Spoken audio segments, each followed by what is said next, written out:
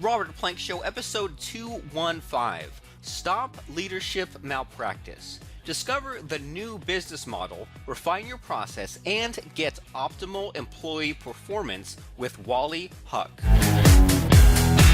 Hey everyone, and welcome back to the Robert Plank Show. We're talking about running an online business and working from home. My guest today is Wally Hauck, and we're going to talk about how to stop the leadership malpractice and how to basically be a better person and a better business owner. So, Mr. Wally, how are things today? Excellent. Thank you, Robert. Thanks for having me on. I'm glad that you're on. And so, could you tell us about this new idea, this new thing you have for us as far as like leadership malpractice, and you can tell us about what it is that you do? Sure. I'm 20 years in business, helping leaders to think, behave, and improve differently. And my main focus is how to have fearless conversations or give fearless feedback to employees or people who work with you so that you're conducting challenging conversations that can really make a difference. So when we're talking about like these sort of fearless conversations, could you tell me what that means exactly? Well, a lot of times employees are behaving in certain ways that they need to change in order to serve customers, or they need to behave differently or focus differently in order to perform better. And when you're talking about small business, you cannot afford large business can't afford it either, but a small business especially cannot afford to have people that are not optimally performing. So in my experience, many leaders are excellent at the product or service that they provide and excellent at being visionaries.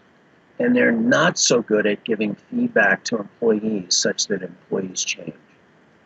So my focus is about helping leaders to have these fearless feedback conversations that enable them to really optimize their most important asset, which is their employees, the employees that deal with their customers, the employees that deal with each other.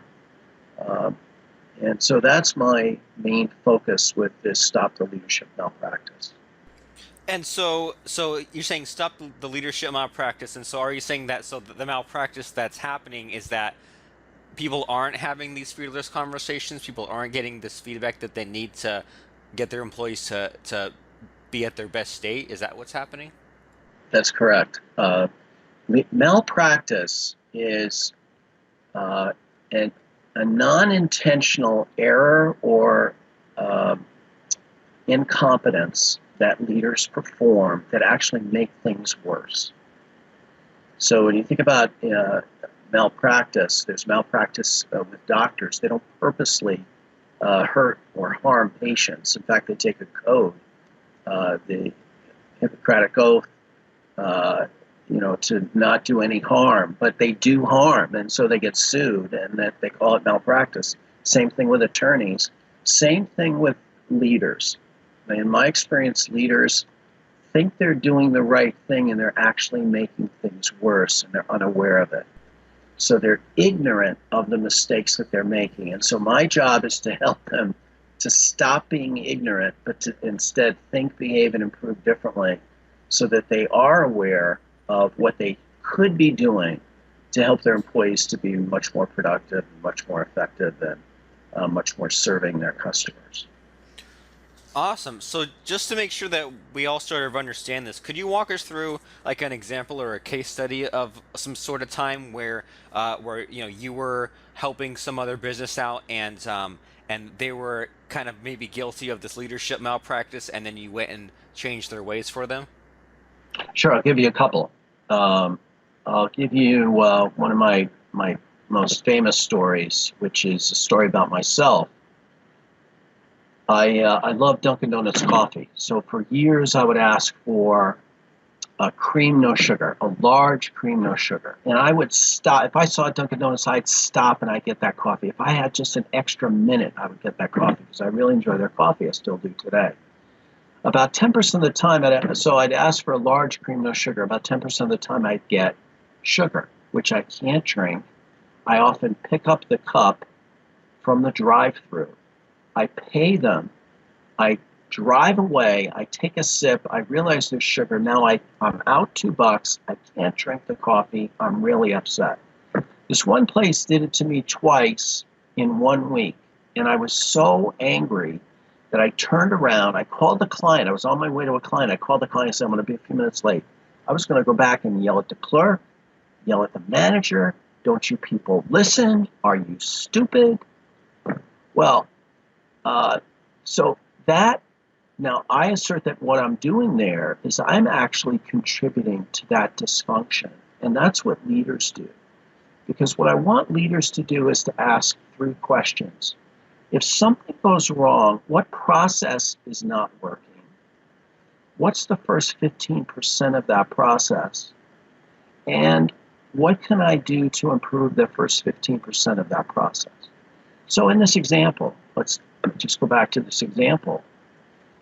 What process is not working when I get sugar in my coffee? Because it's not about the clerk. It's not about the employee. It's about the process. That's the key thought. And that's something that we don't do. And when we don't do that, that's malpractice. So what process is not working there? It's my process of ordering. My process of ordering is saying the word sugar. Why am I saying sugar? Why am I saying cream, no sugar? I'm mentioning the word sugar. That's a flaw in my process. By putting that flaw in my process, I'm encouraging the probability that I'm going to get sugar from that clerk. So I changed the process. I said, wait a minute, if I change my process, this mistake is going to go away. So I changed it to just cream. That's 5 years ago. I've not gotten zero amount of sugar in 5 years by asking for a large just cream. By changing my process as a leader, I've changed the employee performance. And because the typical leader, what the typical leader does that's behaving with malpractice is they are doing something unknowingly to cause more problems for employees and then blaming the employees. And that's what I want to stop. That's what I'm calling malpractice. That's what I want to stop. So by asking those 3 questions, what process is not working here? What's the first 15% of the process, which is me mentioning sugar? How can I change that? I stopped mentioning sugar. I've changed everything. And now I can focus on something that's more important, like the customer. Interesting. And so that's pretty cool. So instead of just, you freaking out, you changed your way of like you were delivering the same information, but you delivered what you had to say in a more in a way that worked better. And so, I mean, how does this line of thought sort of translate into if you have an employee of your own who's not doing something, or if you're not unhappy in that area, what can people do to sort of change things there? You can ask those 3 questions. What process is not working? So I'll tell you another quick story. One of the clients that I worked with years ago, one of the first clients I worked with many years ago, was a laboratory. And the director of the laboratory said, you're going to have to really work with Ben, because Ben is really having problems with his employees. He's not able to give them feedback, and they avoid him at all costs. So I went to talk to Ben. I said, Ben, is it true that your employees avoid you? He said, yeah, I find these mistakes that they're making. They were doing water testing. And I find these mistakes. So when I find a mistake, I go to them and say, you made a mistake. I want you to stop making these mistakes. And they get mad at me. They avoid me. They get frustrated. They don't listen. And all I'm trying to do is just tell them that they're mistakes. So I said, so Ben, tell me what's the first 15% of the process that that your employees use in order to test water? And he said, well, the first 15% is they go and they get glassware from the glassware cleaning department. I said, well, let's take a walk down there and see what's down there. So we walked down, and there were 2 machines, 2 washing machines that were just large dishwashing machines.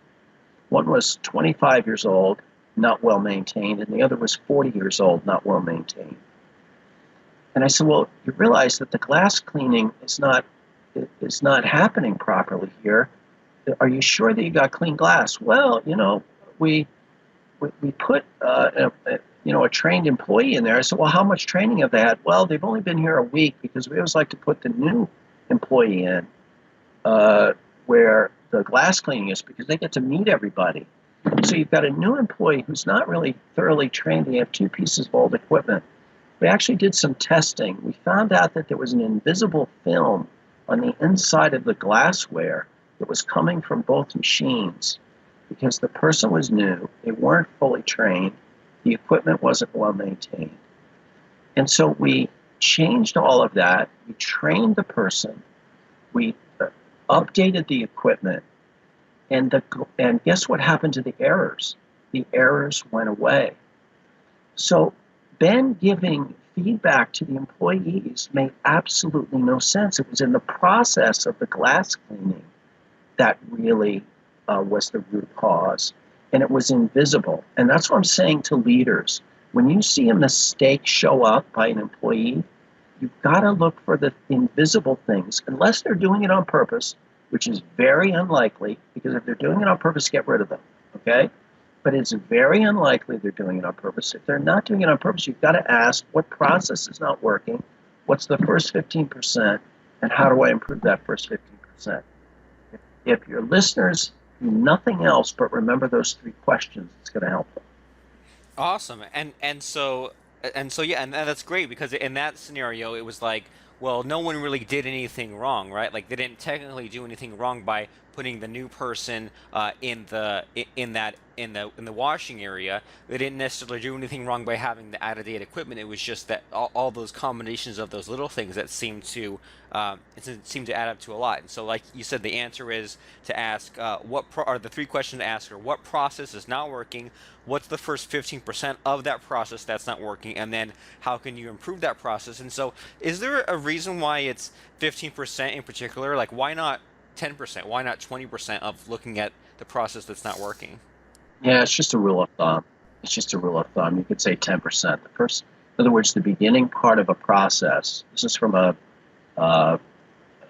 Edwards Deming's Profound Knowledge. W. Edwards Deming is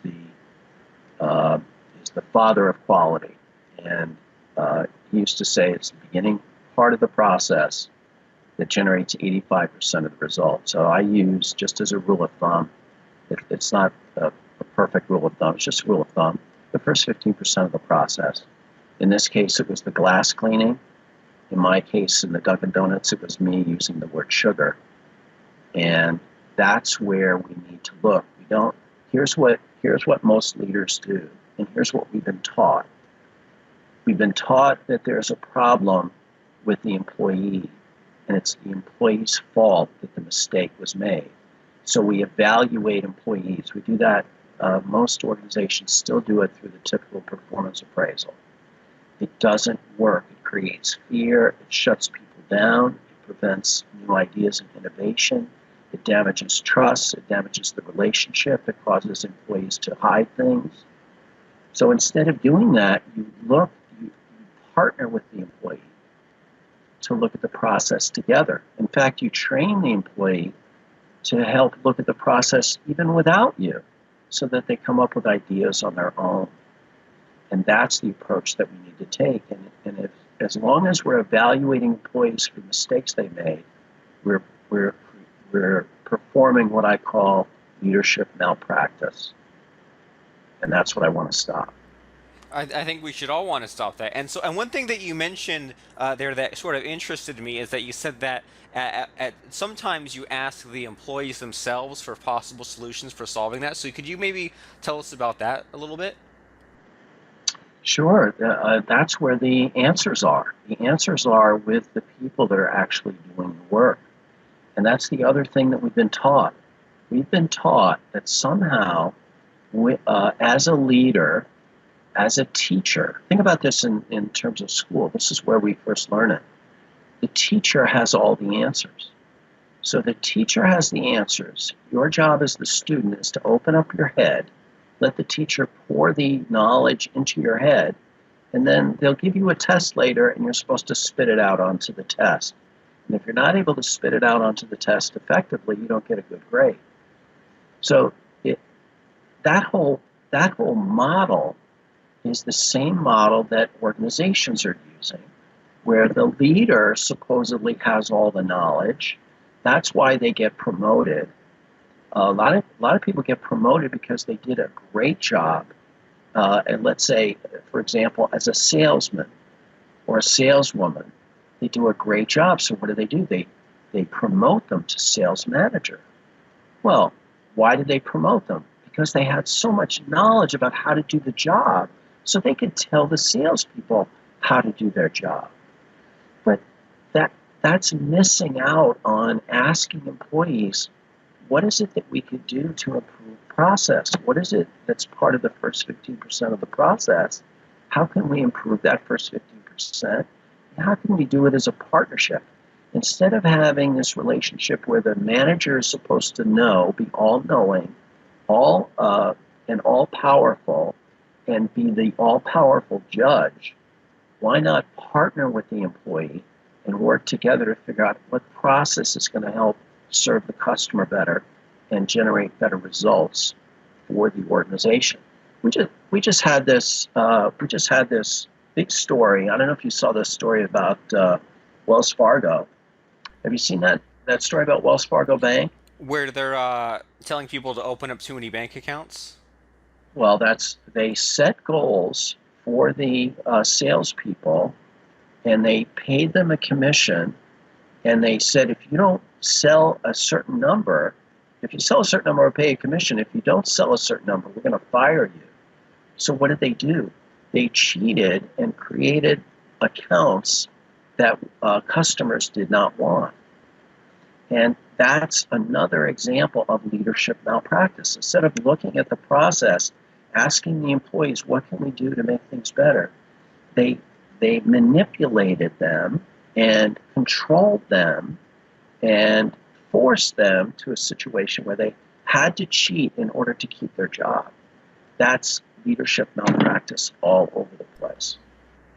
And I can relate to that, and I think that the first time that this idea that sort of clicked for me was, maybe 10 to 15 years ago when someone was explaining like, as far as online businesses go, like the online help ticket system, and that there were some employees who, I think they were like computer programmers, and when customers came with bugs in the software, things that needed to be fixed, the programmers would use that ticket system, but then some of the bosses in that particular company started tracking the metric of which employees took longer to answer tickets and which employees had the most bugs, and that sort of led to a similar scenario that you're explaining, where a lot of the employees would then go around the ticket system. They would, get a request coming in, and they close it really quickly because they wanted to, they wanted to keep their jobs. They didn't want to have that low score. And when some customer had a bug with the software, some of the programmers began cheating, sort of like you explained there, where some of the programmers would say, well, I don't want to get this ding on my rating, so how about we mark this ticket that it's okay, but I'm going to sort of help you out outside of the ticket, and defeating the point of that whole system that was in place. So I can completely relate to some of these scenarios you're explaining, where it's Right. like they're like going after the wrong metric, and then it's kind of undoing what the system was supposed to do in the first place, right? That's exactly correct. That's another great example of leadership malpractice. Here's another one. The Veterans Administration. Veterans are waiting in line for months to see doctors and actually dying. I don't know how many have died, but the story was a couple of years ago that at least they pointed to at least 40 veterans that died just waiting for medical services. And so there was a lot of pressure on the Veterans Administration to change that. So what did they do? They incentivized the people to reduce the backlog. Well, what did they do to reduce the backlog? They cheated by doing the easiest ones first and not the most difficult ones. So they reduced the backlog, but still people die. So, I mean, not every organization has a situation where customers are actually going to die if there's leadership malpractice, but that is one. That's one area where it's serious stuff, right? Like if it's not done right, then that's really not good. And so, so we've mentioned some of these things so far, where some of these businesses or these setups just are not working well. And you have this book called "Stop the Leadership Malpractice," and I'm sort of flipping through it right now, and it's organized into parts for like the claim, the causation, the verdict, and the settlement. So could you tell us a little bit about this book and like what's in it and what kind of things that people can get from it? Yeah, there's really four parts to the book. The claim is some of the things that we've already talked about, Robert, where we've been taught to think the wrong things, and it causes all kinds of injuries. So the examples that we've used already are about the injuries that are caused by our flawed way of thinking, and then it talks about, well, what is the real root cause of that? And the real root cause um, is to look at a different way of thinking about how an organization operates and how an organization can improve. And then the next part is, well, here's an answer to that on how we can address it. And then finally, I have a replacement performance appraisal process, which is the fourth part of the book. So the real replacement is something I call or the real answer is something I call the values and system model. The values and system model is a way to think about organizations, small or large, on how you want to not manage people, you want to lead people and manage process. You want to lead people and manage process. We talk about managing people, but managing people is the old paradigm. Managing people, do you know where managing people came from, that whole thought? It came from slavery. The slave owners in the South had to, as they grew, they had to hire managers in order to control the slaves. And so that's the model that we have. And I could make the case that that's the model that we have in many organizations, where somehow managers know what to do, they tell the employees what to do, and if they don't do it, they get some kind of punishment, okay? They're not whipping anybody, but they're threatening to fire them like they did in Wells Fargo. It's exactly the same model. It's just without the violence, okay? It's just mental anguish, not physical pain. So the replacement for that in my research is something called the values and system model. The values have to do with how we want to behave with each other, and the system part of the model is about how we want to improve. In the values portion, for small businesses, what I would recommend, and anybody that wants to contact me, I'd be happy to send them a free copy of a set of operational values. It's behavior that you want to expect from a leader and that leaders should expect from their employees. For example, you always want to keep your agreements as a leader. If you make an agreement and you break it without telling anyone and without replacing it, you're going to damage trust and performance in the organization. You want to always be respectful, regardless of whether or not you have a conflict. So there's a description about how to be respectful. And then you always want to focus on your customer. When you have employees, they may or may not be interacting with external customers, but they always have internal customers. They don't have external customers. So how do you want to serve? You've got to best serve your customer and give that customer a great experience. So there's a whole set of behaviors for that. So that's the value side. It's how we behave. And then in the system side, it's looking for root causes. It's asking those three questions. What process is not working? What's the first 15% of the, and how can I improve that first 15%? So in the values and system model, it gives you a paradigm, it gives you a philosophy about how you can approach problems. And that's what I did with the Dunkin' Donuts. I approached the problem differently. I didn't blame the clerk. I wanted to blame the clerk because that's what I've been taught. But I realized that that's not the root cause. The root cause was in my process. And I found it and I fixed it. And the clerk's behavior changed. And the same thing with Ben in the laboratory. We found the root cause. And guess what happened to the relationships between Ben and the employees? It got so much better because the process changed. So that's the system part of the values and system model. And that's the replacement that I'm recommending, and that's the one that I use with my clients for 20 years. Awesome. So just to make sure that we're all on the same page here, I mean, who exactly is this book for? Is it if they for people who if they think that they're not communicating well with their employees, or if they think that they have a leadership problem, or if they think that their systems are broken, or that they're not using systems, or is it for everybody? I mean, who should look at their situation and say, okay, I kind of need this book, and who says I really need this book? Like, who really could benefit from this? That's a great question. Thanks for that question. Well, I'm biased on it. I think everybody should have it. Okay. So, on the other hand, if you have employees and you want to improve how they behave, and you want to improve how they perform, and you want to do it through trust and respect, this book is for you. If you want to do it by controlling them, this book is not for you. That's the model that we're in the midst of right now that is not working optimally, that is causing all kinds of unintended consequences like Wells Fargo. But if you want a new way of thinking and discussing and conversing with your employees such that they are self-managing, see, that's where you make more money.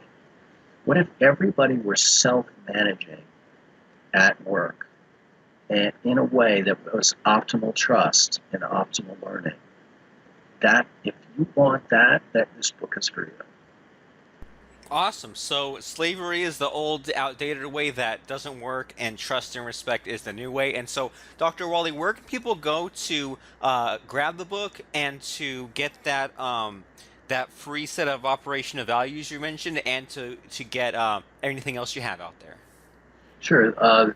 Go to my website, which is wallyhauck.com, WALLYHAUCK.com, and they can, if they go to that website, they can click on the link "Contact Me," ask for the values, and I'd be happy to send them right out to them, no charge. Awesome. And then to get the book itself, is that also available from the website, or do they have to go to Amazon for that? It's on the website. It's also at Amazon, and the title of the book is "Stop the Leadership Malpractice." And they can do a search on that title, or they can do a search on my website, wallyhauck.com, or they can go to Amazon and type in Wally Hauck, and the books will come up. Awesome. So lots of it all goes to the same place, and lots of ways to get that. So wallyhauck.com, WALLYHAUCK.com. And thanks so much, Wally, for hopping on the show and telling us what you had to tell us today. Robert, thanks so much for the time. Appreciate it. I appreciate you. Who else wants to control all their WordPress websites from one convenient location? You can do this within the next few minutes, and it's with Website Remote. Get your access right now at websiteremote.com/trial. Website Remote allows you to see all your sites in one place. It updates all your sites, and it allows you to log into your sites without typing. Don't leave WordPress updates up to chance. Stop writing down passwords, dealing with scraps of paper or spreadsheets. Use the Website Remote tool to manage and update your sites. Go to websiteremote.com/trial and take control of WordPress again. And have a great day.